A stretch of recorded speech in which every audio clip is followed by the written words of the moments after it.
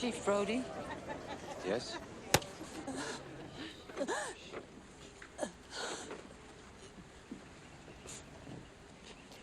I just found out that a girl got killed here last week. And you knew it. You knew there was a shark out there. You knew it was dangerous.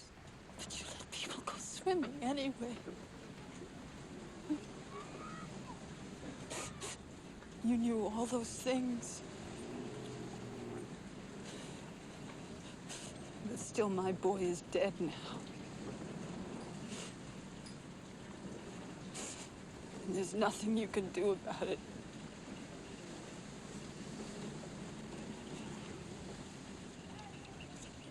My boy is dead.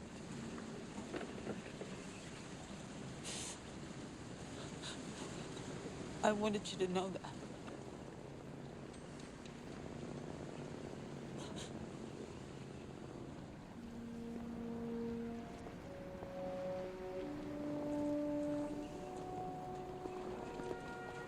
I'm sorry, Martin.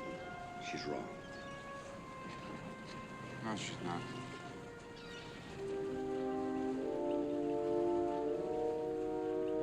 All right, fellas. Let's cut this ugly son of a bitch down before it stinks up the whole island. Harv, you and Carl take it out tomorrow and dump it in the drink. JAWGUST. JAWGUST.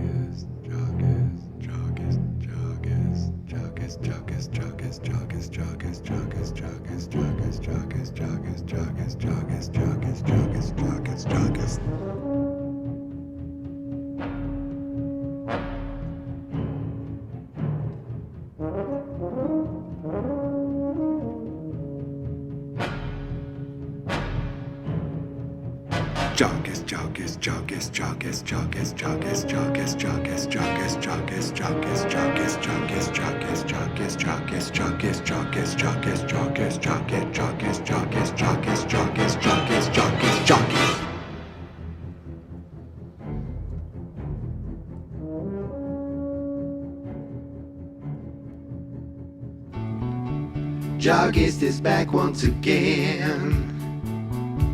Jaws is 50, so I thought, my friends, for you to come with me as I go back to Amity. A 31-day podcast, talking 4 minutes of Jaws each day. It will be another month-long show for me, and I hope to see you there, 'cause JAWGUST is back again.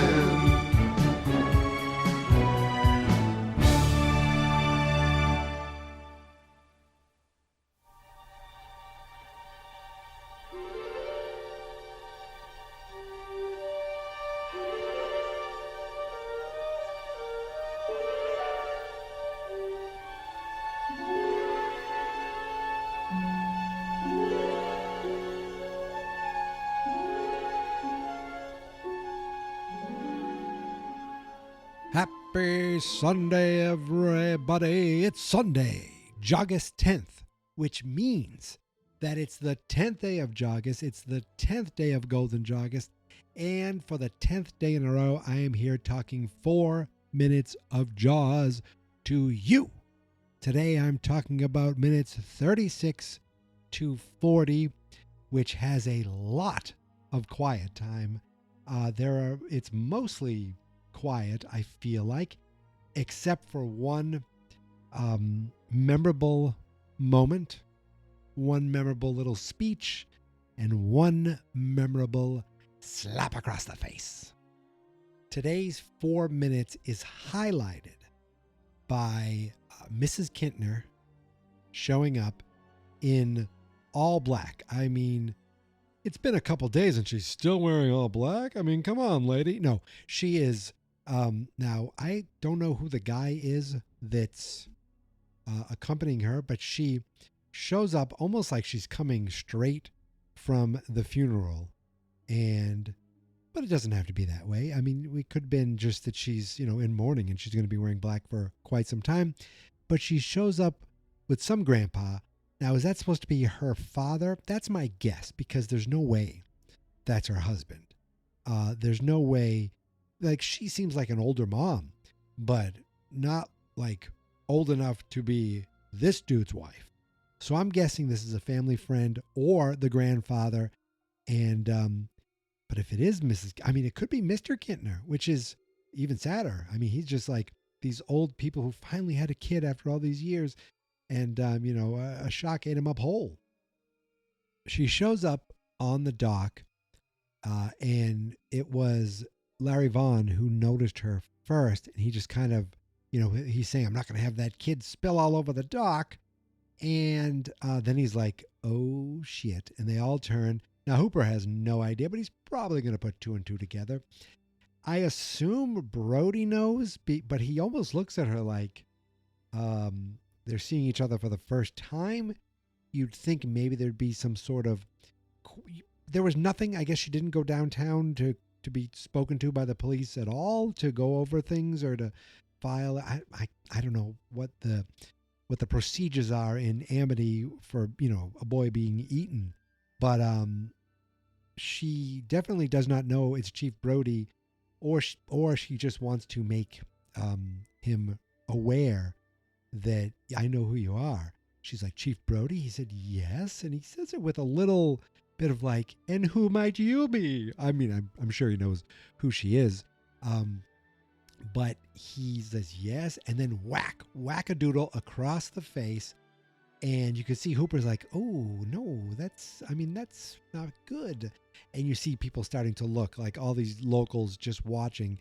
And she just gives an amazing performance talking about, I just heard that a girl died the other day, and you knew, and you let people go swimming anyway.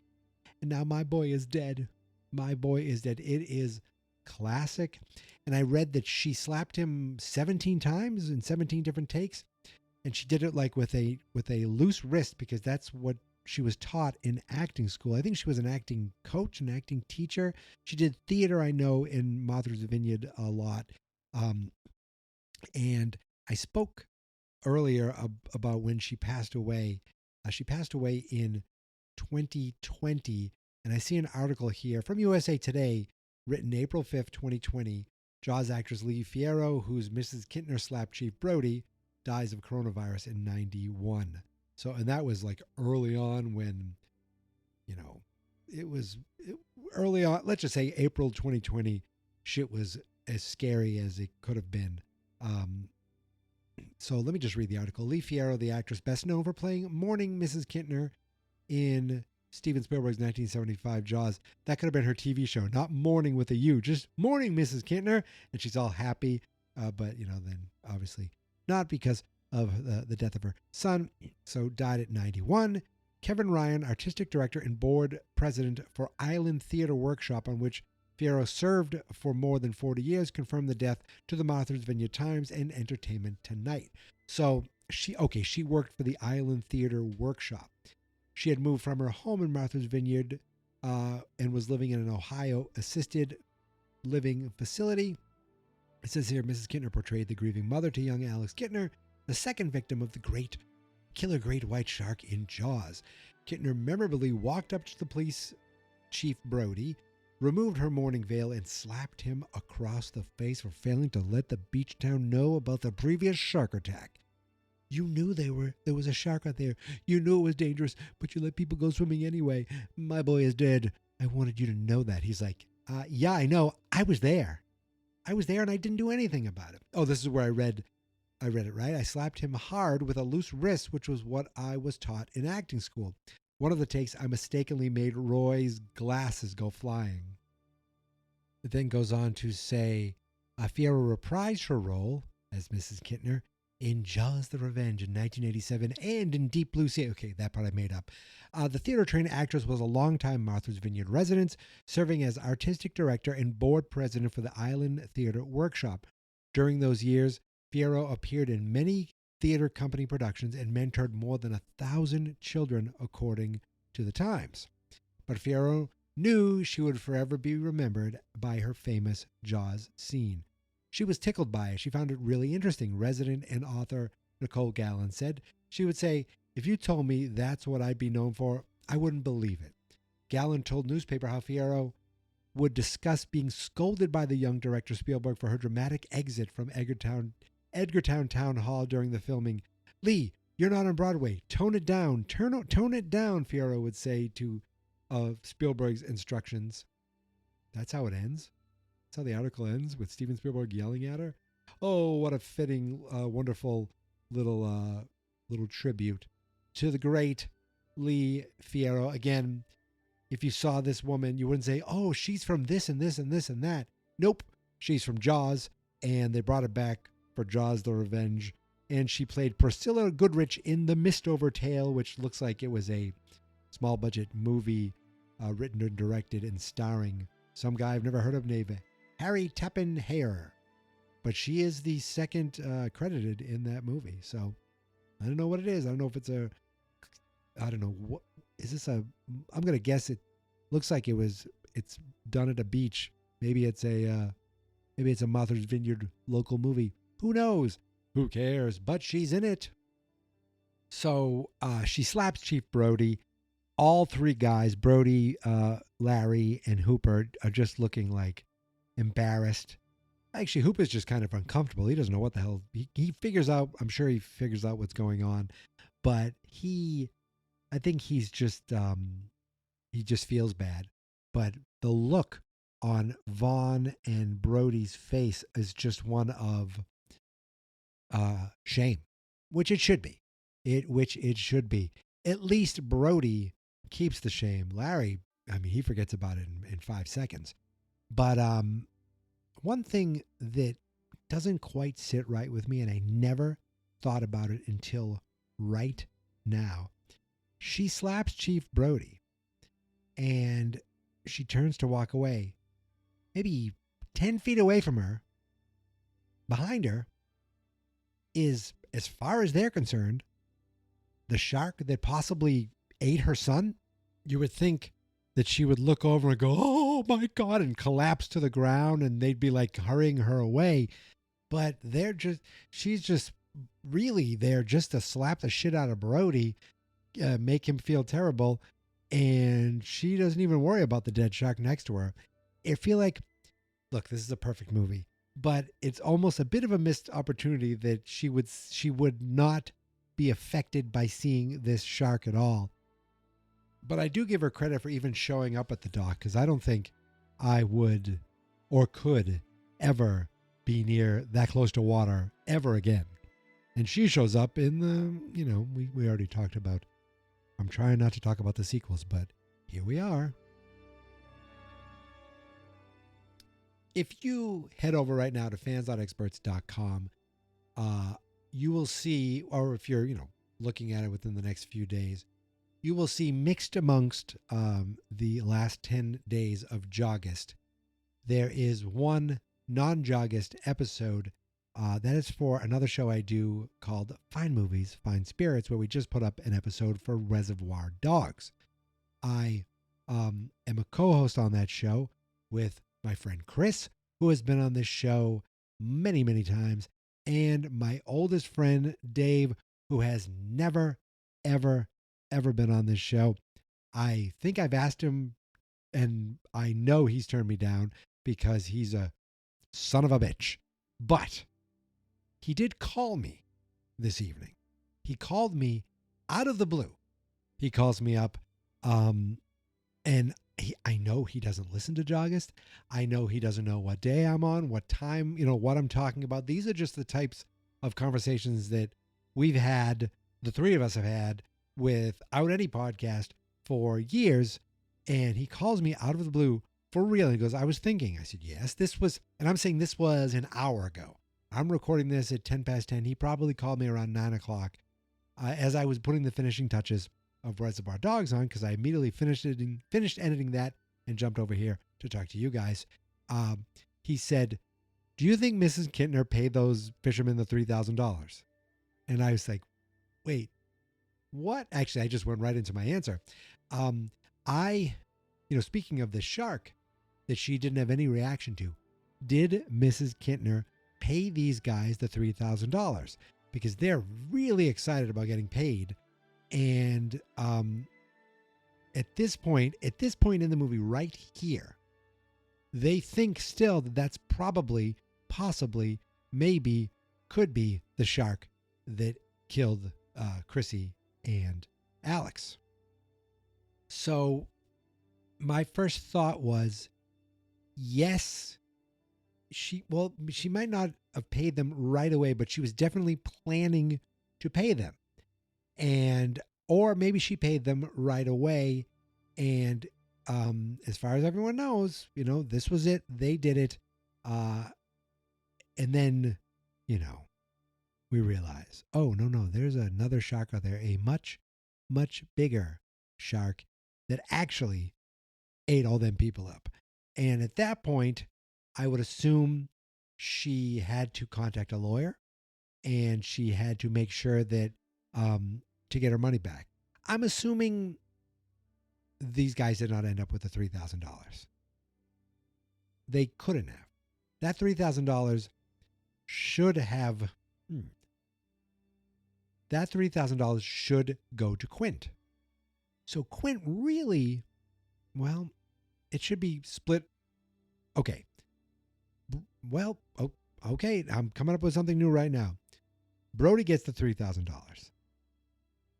Quint gets hired for $10,000.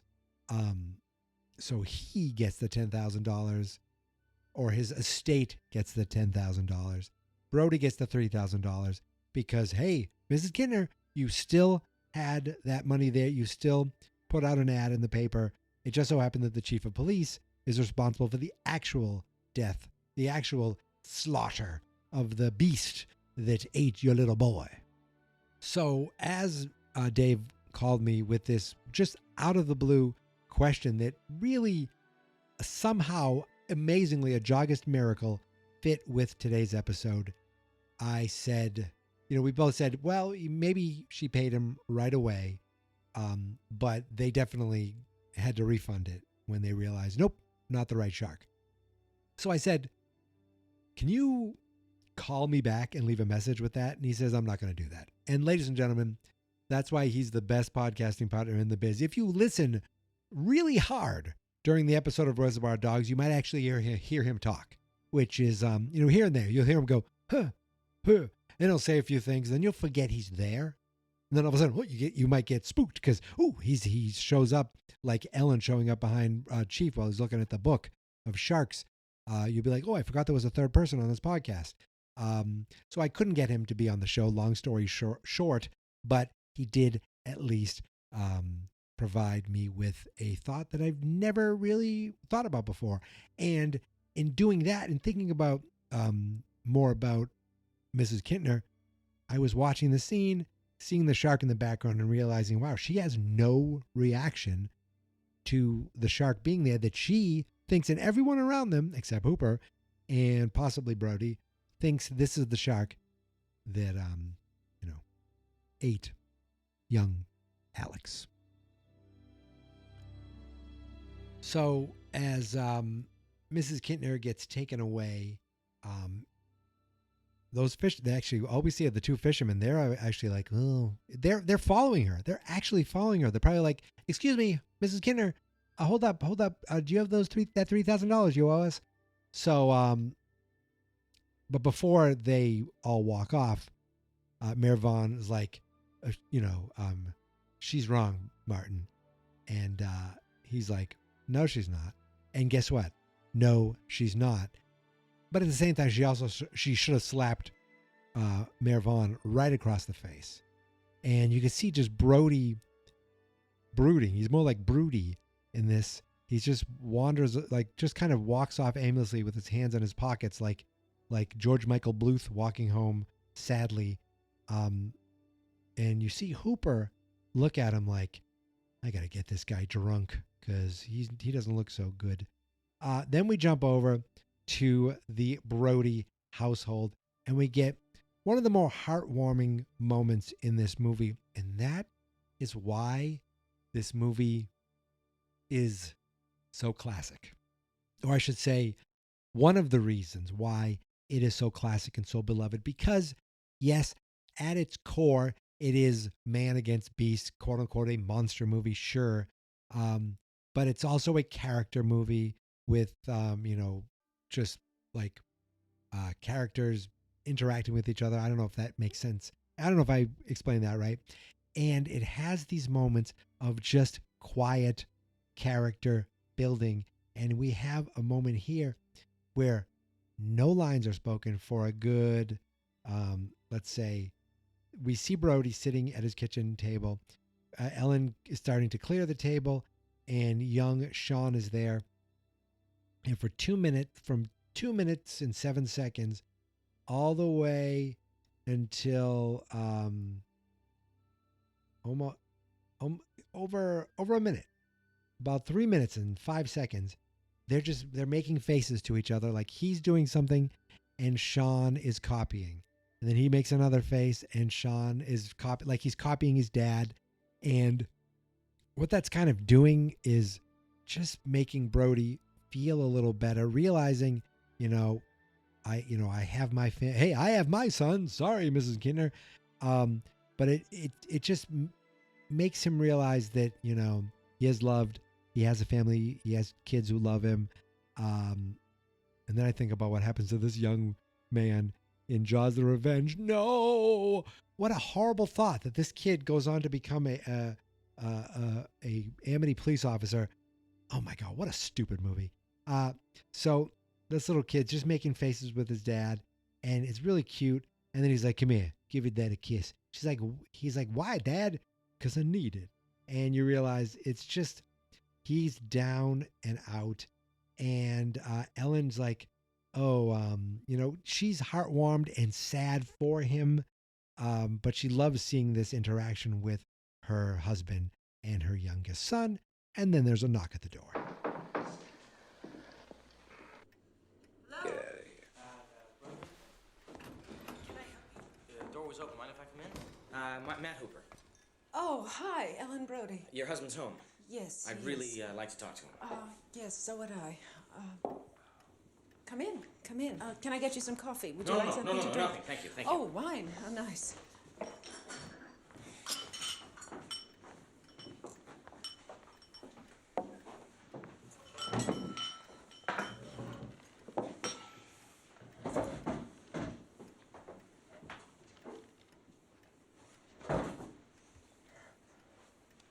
How was your day?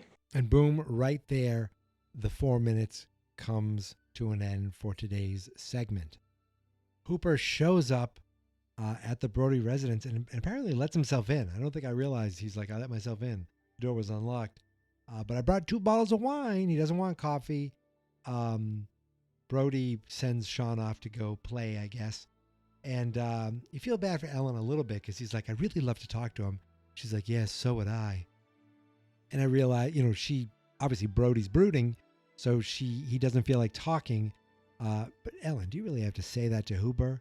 I mean, I don't even like seeing Ellen and Hooper this close. Obviously, this is a very different Hooper. This is a very different Ellen. And there's no, hanky-panky with the shark guy. So she brings him in.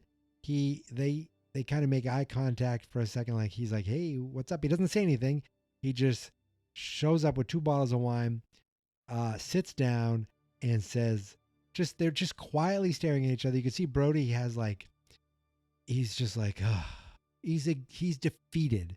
And Hooper looks right at him and says, how was your day? And it is the perfect icebreaker because even Brody just gives a little smile about, just kind of like, you could see what I'm dealing with here. And I mean, that's more for tomorrow.